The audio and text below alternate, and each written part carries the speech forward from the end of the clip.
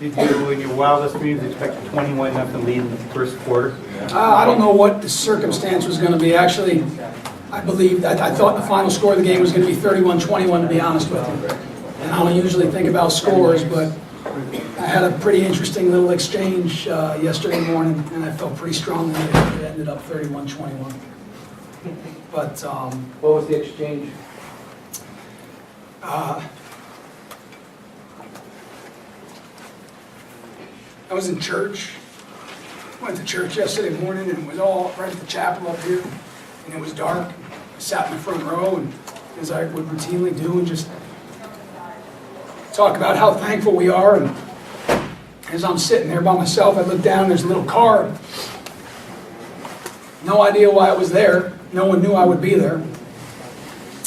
And the card was Proverbs 21:31, which is, the horse is prepared this day for battle, but victory is in the hands of the Lord.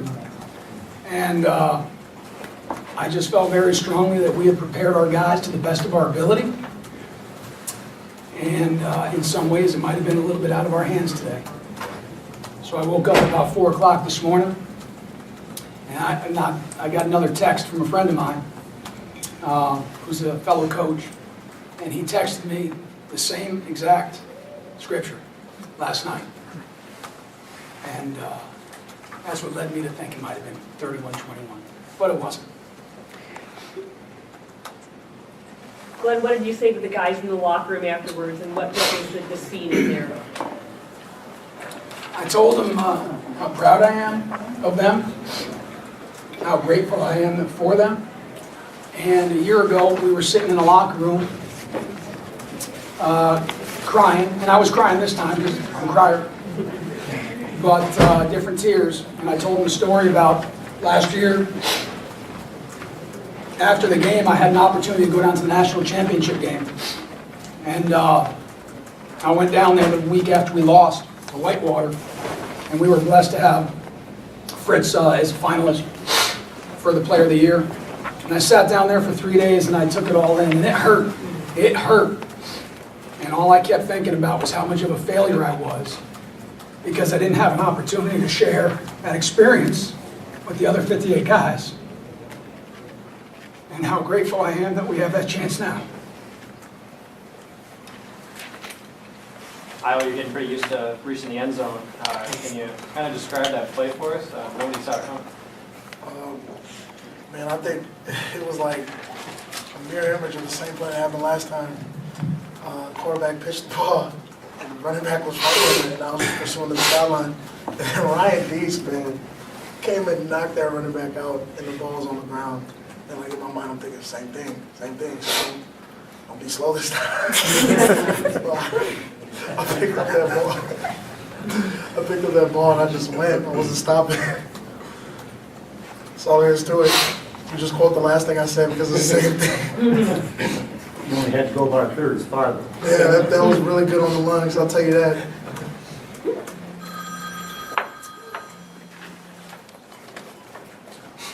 Coach, could you Yes. talk about jumping out so fast? You know, you're up 14-0, less than 5 minutes in, 21-0. Oshkosh has been a come from behind team, but you know that's a pretty big hole. It is a big hole, but it's a big hole that they've overcome 3 times in the last 3 weeks. So you talk about a dude being on edge. I was terrified, even with the lead, because they do have such a powerful offense and a confidence, not a cockiness, a confidence that they can come from behind, as they've proven the last 3 weeks. And that third score, I think, was really the big one. We talk quite a bit. Anytime we have an opportunity, 9 and 17 are the 2 big margins for us. You get up 9, 2 scores, 17, 3 scores. We're usually pretty good. But it felt good to get out in front, but holy buckets, there was a whole lot of game left. And you knew that they could do it. Probably the drive that meant the most was that 16-play drive, where I think we scored our 3rd touchdown. But it's good to get out in front. That's not really, you know us. I mean, we're not, if we start fast, great, it's not a big deal. If we start slow, great, it's not a big deal.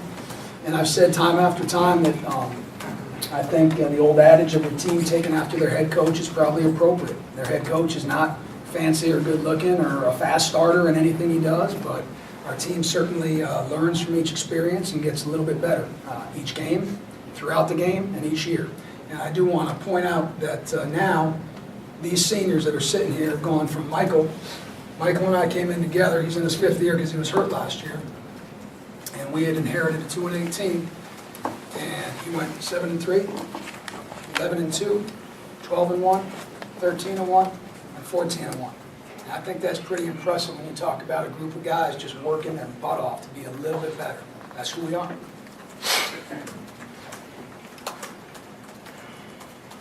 Mike, if I could ask you a question, your defense did such a good job today of not letting your offensive turnovers get converted into points. You guys made some nice stops, when they could have swung the momentum the other day. Could you talk a little bit about the way you guys, you stopped them on some 4th down, some key plays? Coming into the game, we knew Oshkosh was a very talented, very dynamic offense. They can hit with a lot of different weapons in a lot of different ways. So we knew our best asset was going to be our team defense this week.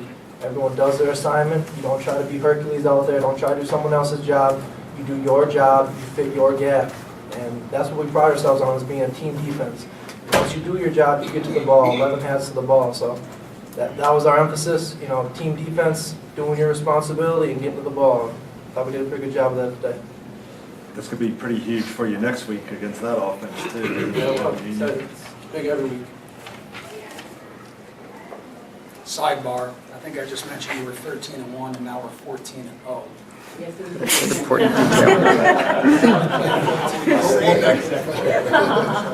If you want to cut that one in, you guys let me know. I'll let you go back. Hey, Brenton, the Titans only averaged, giving up 91 rushing yards a game, and you guys posted 191 against them. What was the key to be, gaining so many yards on the running game? I don't know, I guess the key probably was just to chip away at them, and then our scheming at halftime, we came in, made some adjustments, and those seemed to pay off for us. Matt O'Connell also did a great job running the ball out there today, taking a little pressure off me, and our O-line just chipped away at them, and we tired them out. So I think it was a big game for us running the ball, being able to show our dynamic, or how dominant we can be running the ball. When did you notice them tiring out? When did it become apparent? I believe it was on that 16-play drive that Coach talked about. We started to see a little bit of a fatigue. They don't roll a whole lot of guys in on defense, so it started to take a little bit of toll on their guys, and saw them a little bit huffing and puffing, and that's when you got to just push them over the edge.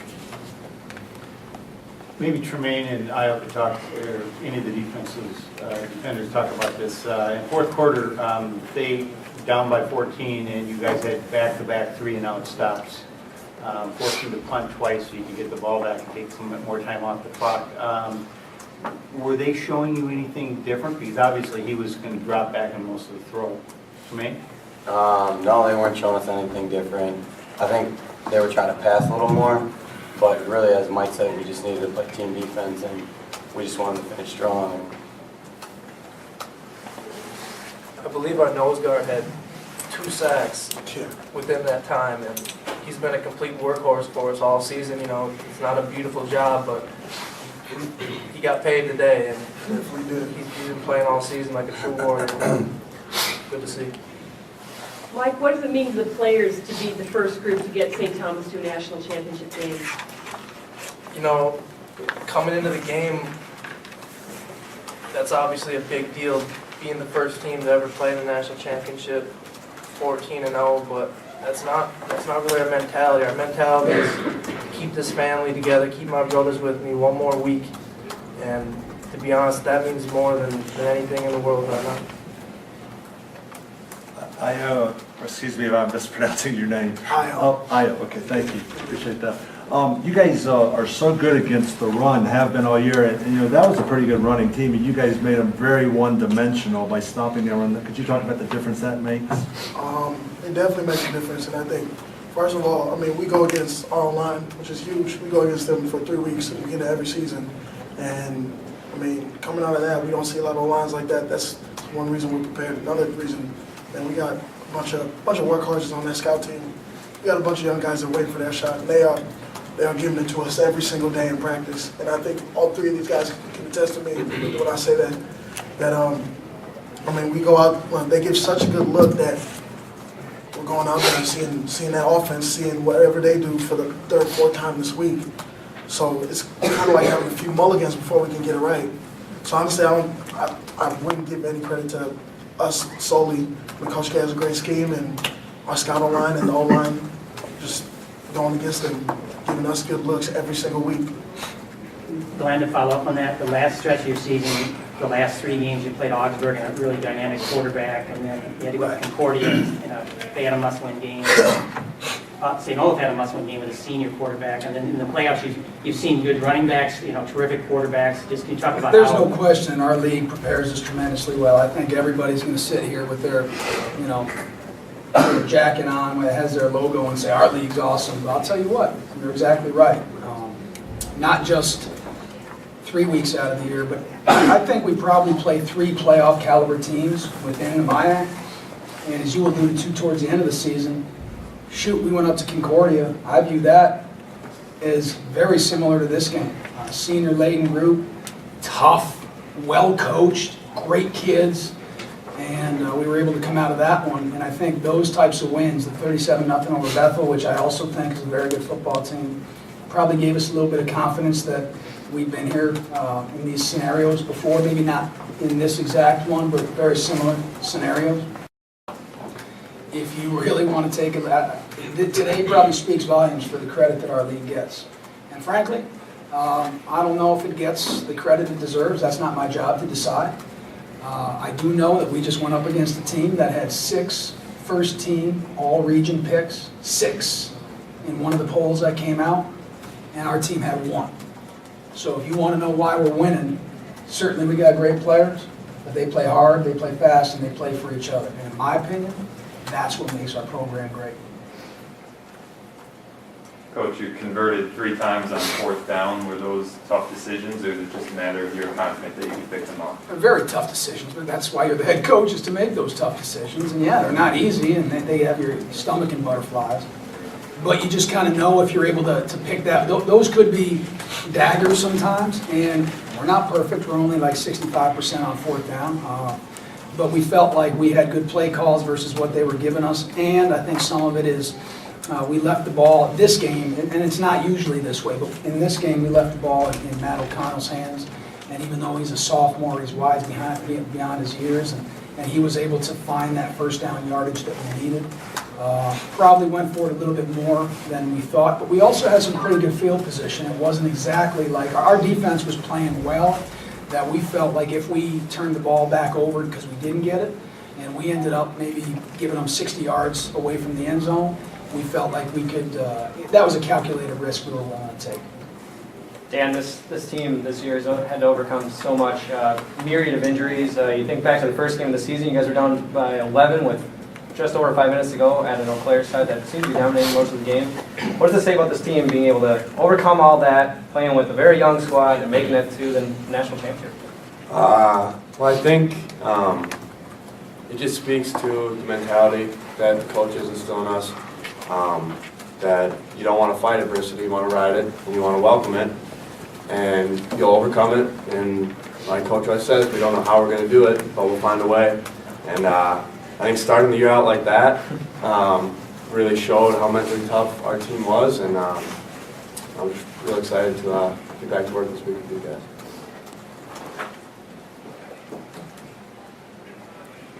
Any of the players? How come your coach is the only one who's crying? Because I'm a crier. It's because I wiped mine off before I came out here. You had me for a minute. What's it going to be like with so many underclassmen playing in a national championship game? I don't know. I don't know. We'll figure it out. But, I mean, really, you think about it. Holy cow. We're sitting there in the 3rd quarter, and we're going for it on 4th down. And I'm looking out on the field, and I see the ESPN cameras in your face, and you know you're in a national semifinal. We got a freshman right tackle, we got a freshman left tackle, we got a freshman tailback, and we got a freshman wide receiver, and we got a freshman fullback in there, and I'm saying, holy cow, this is really something. It kind of hit me at that moment when we have all those guys in there. Then we converted. And it kind of makes you feel like if we continue to work, as these guys have so far, that maybe there's an opportunity for us to continue that upward trajectory. But I'd be lying if I said I know what it felt like. Don't know. Never been there. We'll see this week. What do you know about Mount Union? They're awesome. I mean, really? I had an opportunity to sit last year on that trip down to Salem, and before the game, I had an unbelievable blessing in sitting with Coach Karras, who I still think is the standard. If you're a coach, and I'm not saying Division III coach, if you're a football coach, no matter what level or where you are in the country, I think Coach Karras is the standard that we should all probably judge ourselves against. Here's a guy that has 10 national championship rings. 10. He gets another one, he doesn't have a finger to put it on. And that's a lot, right? And yet he still approaches every day with a workmanlike attitude, very even-keeled, and I'm sure he's emotional too. But I think they're amazing. And in years past, they've always had that unbelievable offense. You always know about their tailback, you always know about their quarterback. But this year, I am just so impressed with their defense. Help me out here, Pat. Maybe 5 or 6. It was 6 shutouts in a row? 6 shutouts. 6. That's 24 quarters without a score. And there's a reason why they're as great as they are. So they're amazing. But I will tell you, just like when we took the job and they said, well, how about St. John's? Can you get them? And I told them I'm not trying to be the next St. John's.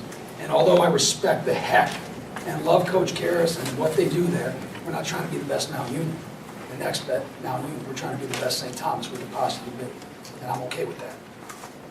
Matt, we ran into your little cousin earlier today, and she had a happy birthday Matt sign. Is this the best birthday present you're going to get this year? Well, certainly I don't consider it, I didn't consider whether we win or lost to be like a gift or whatever. I just wanted to come out and play with my teammates, and certainly I'm going to have an awesome week after my birthday, so I think that's such a blessing in itself. Coach, I'm going to ask Curtis, but then you can chime in. The one group that probably has totally been off the radar all year, just sort of take for granted, the offensive line. But can you talk about what you guys accomplished in the group this year and just your mentality? Yeah, we love being off the radar. You know, I mean, if they're focusing on other things, that means that we can just beat dirty and get down and get our work done, and that's what we brought ourselves on anyways. You know, and I think that when you talk about injuries, the O-line has been hit too. I think the wide receivers are probably the biggest stretch, but next to that is the O-line. We've had ankles and knees and backs and, you know, anything you can think of. And we've been able to just kind of replace and move, and that's the sign of not only a great team or a great O-line, but a great program, the structure we've had. And as Coach alluded to earlier, you know, we have sometimes out there 2, if not 3 freshmen on the field with our O-line, and they step in and they play like seniors, you know, and that's something you don't find in a whole lot of groups, and that's not something that you find in a whole lot of teams, but it's very special to this group this year. Before we went out on the field, before our 4th touchdown, I told the offensive line what I'll tell you right now, and I said, we had a TV timeout, and I said, just take a minute and look around. I said, look at what you have. Look at what you've helped build. And keep in mind that when we got here, we said we were going to build this thing based on the offensive line, and that we were going to have great defense, we were going to run the ball and stop the run, but our program was going to go the way of the offensive line. And the reason why is because I believe that's a position group that exemplifies what we all strive to be as a team. They don't get credit. Shoot, we've had 4 of these press conferences, and you even ask him to come to the table. He's sitting over there by himself, you know. And they don't care who gets the credit. They're just happy that their successes come from the team. It is the most selfless position group that I think there is in football. And the reason why I believe these guys are here is because we do put our offensive line on a pedestal. And Curtis is a wonderful example of that. It doesn't matter who gets the credit as long as the work gets done. Coach, what does it say about Matt that he took over first-year starter for Dakota and he's taking you guys to the national championship? Means he's a good football player. And I've said this before, when we started recruiting Matt, and I didn't know if we would have an opportunity to get him, because here's a guy that comes out of Wisconsin as the all-time state leader with 10, 11,000 yards, somewhere in that neighborhood. You can miss by 1,000 yards and be in the same neighborhood. That's a good neighborhood. And yet he's a 4.0, valedictorian of his class, and has had the entire town of Clear Lake watching him since he was in 7th grade, and has had that pressure. And Anna Marie right now is 8 years old, our oldest kid. And in 12 years, if she ever came knocking on our front door with a man like Matt O'Connell, we would be the proudest parents in the world. So yes, he has great genes, and yes, he has fantastic abilities, but what makes him go is his mind and his heart, just like the rest of these guys, no different.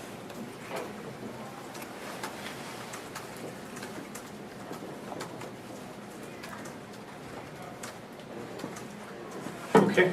People around him, and you just grab anybody afterwards? Yeah, I got one more thing too. You know, I always finish it up with an idea that I have, right? And sometimes I believe that there's a lot of things that people get judged on. And some of those are measurables. And whether it's awards, or which we really don't care about, or whether it's accolades of some sort, everyone wants to live in the measurables. How big, how strong, how fast, how many catches, how many sacks. And you know what? I certainly would hope that someday someone takes time to look at the immeasurables, the heart of a kid. Because I think our team might not seem elite on paper, but if you took the time to measure our character and our heart, I think you'd be hard-pressed to find a team that fights as hard as ours. I appreciate your time. Have a good night.